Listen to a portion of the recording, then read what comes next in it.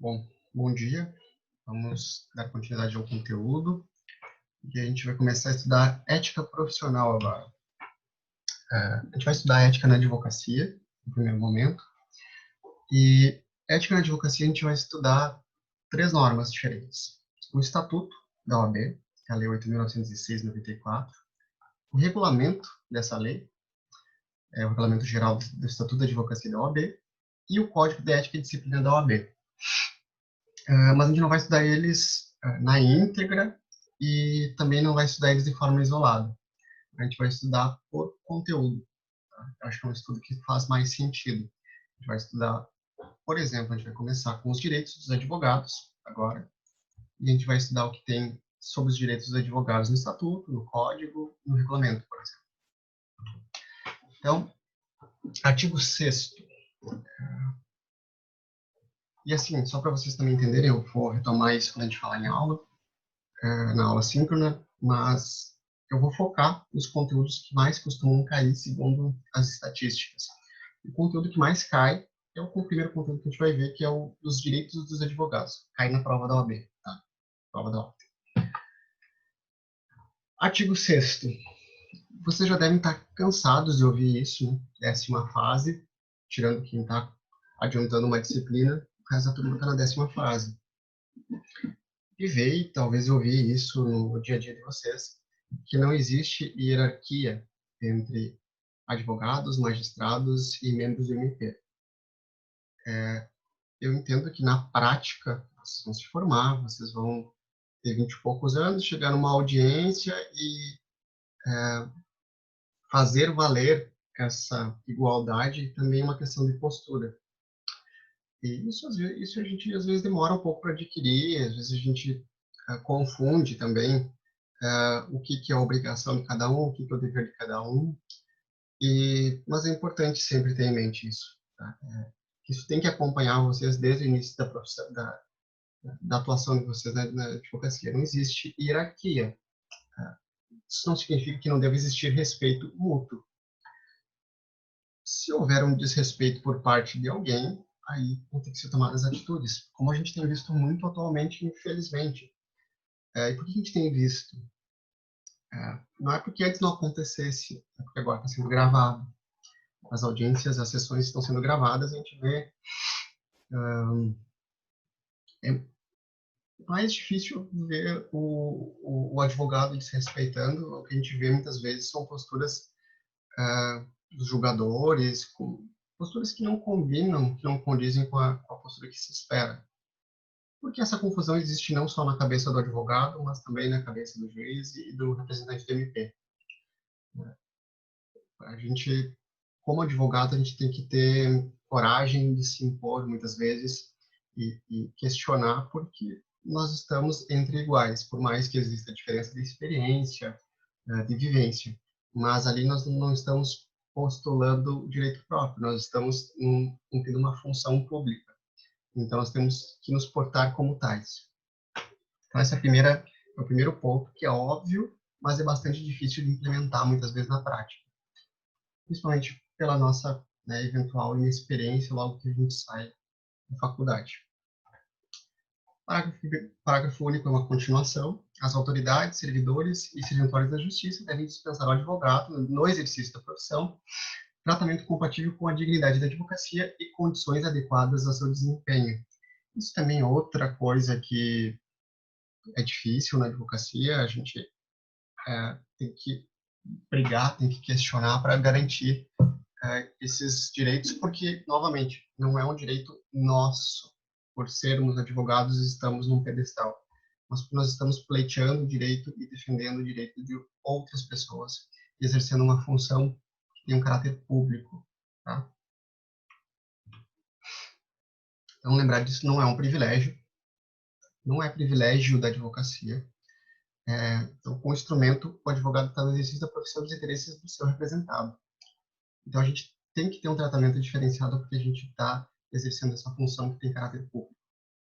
Mantenham sempre isso em mente. Então, quando a gente vai agora até nem tanto, porque os processos estão eletrônicos, mas quando tem um balcão de atendimento, que deve ser atendido adequadamente. Quando a gente entra numa repartição pública e se apresenta como advogado representando alguém, o tratamento ele tem que ser dispensado de forma diferenciada. Artigo 7º. Aqui entram o elenco de direitos que é bem extenso. São 2 artigos só aqui, o 6º e o 7º, mas são bem extensos. Então, são direitos do advogado. Se vocês analisarem a Constituição, vocês vão ver diversas menções, aqui a gente fala em 42 menções, à advocacia. Então, ela tem um caráter constitucional, tem um caráter diferenciado mesmo de outras carreiras, de outras profissões. Lembrar sempre que é direito visto como uma prerrogativa para a minha função, para o meu cargo, para aquilo que eu estou exercendo dentro do Estado. E a gente tem a advocacia elevada a um caráter constitucional no artigo 133. O advogado ele é indispensável à administração da justiça. Indispensável. E nós somos invioláveis pelos atos, manifestações, nos limites da lei, obviamente. Então, quando nós estamos num parâmetro de civilidade, de respeitabilidade e dentro das nossas prerrogativas, nós devemos fazer todo o possível para atender os melhores interesses do nosso cliente, sempre. Então, não se intimidar, não ter medo de abordar um juiz, não ter medo de questionar um juiz. Eu me lembro logo que eu comecei a advogar, eu tive que questionar pegar um juiz no meio, entre uma audiência e outra, que não tinha horário, para que ele analisasse um processo, porque envolvia o interesse de uma criança. E eu tive receio, mas eu não tive dúvida que eu tinha que fazer aquilo. E quando eu fui fazer o pedido para ele, da guarda, da alteração da guarda, ele disse, alteração de guarda, eu nunca faço isso em sede liminar e tal. Eu expliquei para ele a situação, que havia um risco de vida da criança. E ele analisou e nos concedeu. Ele alterou a guarda para a avó. Mas isso só aconteceu porque eu tive a noção de que eu tinha que fazer aquilo, que eu tinha que abordar o juiz entre uma audiência e outra, por mais que isso, a gente não pode ter medo do juiz, né? Ele também está ali para cumprir uma função pública. E ele, mesmo que ele não esteja, nós não tenhamos horário agendado, nós não tenhamos pauta, que ele esteja no meio de uma audiência, entre uma audiência e outra, não vai ter que cumprir um ato, não existe, novamente, hierarquia. A gente tem que tratar ele de igual para igual, porque nós não estamos defendendo o nosso interesse e ele também não está simplesmente cumprindo uma função de trabalho, ele está cumprindo um uso público como nós estamos. Inciso primeiro, a gente vai trabalhar, e agora inciso por inciso, porque é bastante coisa. Exercer com liberdade a profissão em todo o território nacional. A gente precisa ter liberdade de atuação. De certa forma, o exame da ordem não limita essa liberdade. Vocês sabem que tem muitas pessoas que questionam a existência do exame de ordem para exercer a profissão. Afinal, vocês se formam bacharéis e se vocês não realizarem o exame, vocês não podem exercer essa profissão. Isso já está, assim, razoavelmente pacificado, apesar de tempos em tempos se questionar o exame novamente. A própria Constituição admite a regulamentação das profissões, vocês sabem disso, então a gente pode realizar qualquer tipo de trabalho, né? Está lá no artigo 5º, inciso, não me lembro o número acho que é 12 ou 13, que é livre o exercício de qualquer trabalho, desde que atendida às qualificações que a lei estabelecer. Então, a própria Constituição admite a regulamentação. Então, a liberdade de exercício está limitada pela própria lei. Essa liberdade é a garantia que o exercício profissional, em conformidade com as leis de regência, não sujeita profissionais da advocacia ao controle de autoridades públicas. Isso é bastante importante porque a gente tem que ter efetivamente liberdade para realizar nossas funções, não podemos ser influenciados ou ter medo de dizer o que a gente pensa, o que a gente precisa dizer em determinada situação, com medo de represálias, com medo de ser preso, por exemplo. Por isso que vocês vão ver que dentro das prerrogativas está a questão da prisão, que é diferenciada. Não é impossível, mas é diferenciada. Dentro dessas prerrogativas, para a gente ter liberdade de exercer a profissão, tá a inviolabilidade do escritório ou local de trabalho. Aqui é importante destacar o local de trabalho, principalmente porque a gente está no meio de uma pandemia e o home office se tornou muito mais comum. Então, enquanto eu estou exercendo a minha profissão, não importa muito onde eu estou, se eu estou no hotel, em viagem, se eu estou na minha casa de praia, porque eu tenho uma casa de praia, eu posso estar lá para trabalhar, esses locais são invioláveis, porque eles são instrumentos de trabalho, tá? Eles são locais de trabalho. Então, é o escritório e local de trabalho. As correspondências, as ligações, os meus e-mails, tudo que for relativo ao exercício da advocacia é inviolável. Lembrando sempre por que existe isso. Não é para preservar, não é para que eu possa cometer ilegalidades. É porque eu estou defendendo interesses de outras pessoas. E o direito dessas outras pessoas é ter também a inviolabilidade das suas informações.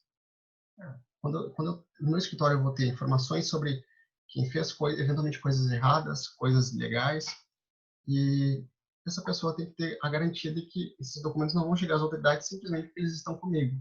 Ele tem que ter confiança total no seu advogado. E para ele ter confiança total no seu advogado, ele tem que saber que a lei garante que as autoridades não vão poder acessar esses documentos, essas informações ou revelações que forem feitas pelo advogado. Uma questão de segurança jurídica como um todo, se vocês pensarem bem, estabilidade das relações, estabilidade da sociedade como um todo. Lá no artigo 5º, são invioláveis a intimidade, a vida privada, a honra e a imagem das pessoas. É inviolável o sigilo de correspondência das comunicações, é livre o exercício de qualquer trabalho. Então, a conjugação destes preceitos constitucionais vem parar aqui no Estatuto, como inviolabilidade do meu escritório ou do meu local de trabalho. Também está previsto no Código de Ética e Disciplina, a questão do sigilo, por evidente. O advogado tem o dever de guardar sigilo dos fatos de que tome conhecimento no exercício da profissão. Ele é de ordem pública. O que significa dizer que uma norma é de ordem pública ou que um direito é de ordem pública?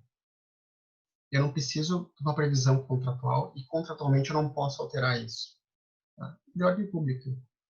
É uma norma que se aplica a todos indistintamente. Então, o cliente não precisa me dizer que o que ele está me falando é confidencial. É evidente que o que ele está me falando é confidencial. Se ele quiser falar, ele pode falar. Mas tudo que é dito para mim, em regra, é guardada pelo sigilo. Perdão. Presume-se confidenciais as comunicações de qualquer natureza.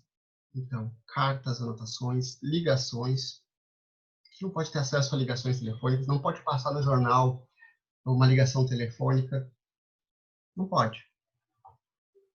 E, por óbvio, o advogado também não vai poder depor em processo ou procedimento judicial.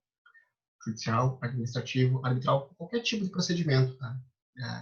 É bem amplo e a leitura tem que ser feita essa. Se eu mudar o nome do que está aqui, por exemplo, mas uma comissão parlamentar, eu não posso falar nada sobre o que foi dito nessa relação entre cliente e advogado. Eu já tinha falado antes que inclui a residência do advogado, né? Inclui, desde que tenha relação com a atividade. Então, não é qualquer residência que está incluída nessa inviolabilidade. Quais são as exceções? Bom, o parágrafo 6º prevê uma exceção. É evidente que tem exceção, porque vocês passam vendo escritórios de advocacia sendo fiscalizados ou documentos que são retirados dos escritórios. Infelizmente, muitas vezes. Presentes indícios de autoria e materialidade de prática de crime por parte do advogado, obviamente, então a gente tem que imaginar que o advogado está cometendo um crime, porque também não é salvaguarda para tudo. Tá? Não é, eu sou advogado, eu posso fazer o que eu quiser, eu levo para o meu escritório, eu mato uma pessoa, levo o corpo para o meu escritório. Ou escondo o corpo de uma pessoa que o meu cliente matou. A autoridade judiciária competente poderá decretar a quebra da inviolabilidade decretada no inciso 2 do caput deste artigo, em decisão motivada, expedindo mandado de busca e apreensão específico e pormenorizado. Ou seja, eles só podem fazer aquilo que está no mandado. Eles não podem pegar nenhum outro tipo de documento, nenhum tipo de item ou acessar qualquer outra coisa fora do que está naquele mandado. Não é amplo, tá? Até porque o advogado, em regra, vai ter vários clientes, vai ter vários documentos, várias coisas que não têm relação com o que está sendo investigado naquela situação. A ser cumprido na presença do representante da OAB. E tem regulamentação de o que o representante tem que fazer, ele não fica parado olhando. Tá? Sendo em qualquer hipótese vedada a utilização de documentos, mídias e objetos pertencentes a clientes do advogado averiguado. Então, qualquer outro instrumento. A STF, obviamente, já se manifestou sobre isso, já aconteceu e já anulou essas buscas e apreensões e os documentos que foram retirados não puderam ser utilizados no processo. Tá? Isso já tem manifestação da STF sobre esse assunto.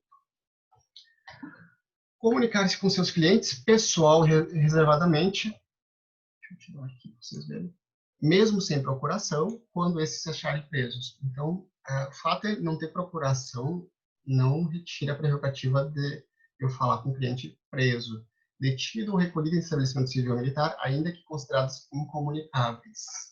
Tá? Então, mesmo sem procuração, vocês podem atuar.